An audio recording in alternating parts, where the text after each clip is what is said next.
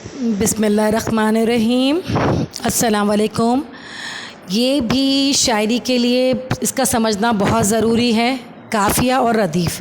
इससे पहले भी जब भी मैंने अशार की तशरीह की है तो मैंने कोशिश ये की है कि आपको काफ़िया और रदीफ़ के बारे में बताती जाऊँ, ठीक है। लेकिन एक बाकायदा तौर पर तारीफ़ का देना भी बहुत ज़रूरी था।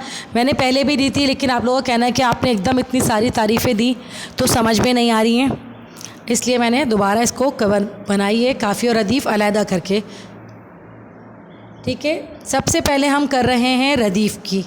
एक या एक से ज़्यादा अल्फाज जो अशार में काफ़िए के बाद जूँ के तू दोहरा दिए जाएं रदीफ़ कहलाते हैं, ठीक है।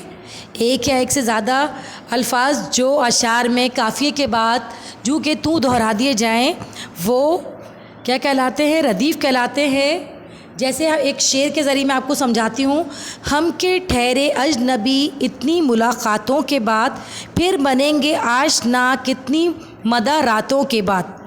अब इसके अंदर रदीफ़ क्या है? मुंदरजा बाला शेर में के बाद क्या है? लफ्ज़ जो आखिर में इसके आ रहा है के बाद रदीफ़ है, ठीक है। के बाद का जो लफ्ज़ है वो रदीफ़ कहलाएगा, ठीक। इसके बाद हम समझते हैं अब काफ़िया। इन हुरूफ का मजमुआ जो अशार के आखिर में हम आवाज़ हो काफ़िया कहलाता है। असल में काफ़िया किसे कहते हैं? काफ़िया मतलब हम आवाज़ लफ्ज़, ठीक। जैसे अब इसको भी मैं शेर के ज़रिए आपको समझाती हूँ। अब के हम बिछड़ें तो शायद कभी ख्वाबों में मिलें, जिस तरह सूखे हुए फूल किताबों में मिलें। इसमें देखिए मुंदरजा बाला शेर में किताबों और ख्वाबों यानी हम काफ़ियाँ हैं, एक जैसी आवाज़ आ रही है इनके अंदर, ख्वाबों किताबों। तो ये जो चीज़ है इसे हम कहते हैं काफ़िया, ठीक है। ये चीज़ें काफ़िया। तो अब मेरे यकीन है कि आपकी समझ में आ गया होगा कि हम काफ़िया किसे कहते हैं, ठीक। रदीफ़ और काफ़िया की ये तारीफ़ हो गई है।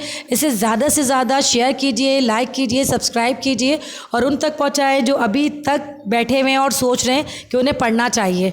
मैं ये समझती हूँ अगर आप इसे सिर्फ सुन भी लेना तो आपकी को बिल्कुल याद हो जाएगा, आपको आसानी हो जाएगी। ये सब कुछ आपके MCQs में भी आएगा और आपके पेपर में बतौर तारीफ़ के डेफिनेशन के तौर पर भी आ सकता है। अच्छा जी, अपना बहुत सा ख्याल रखिएगा। अल्लाह हाफ़िज़।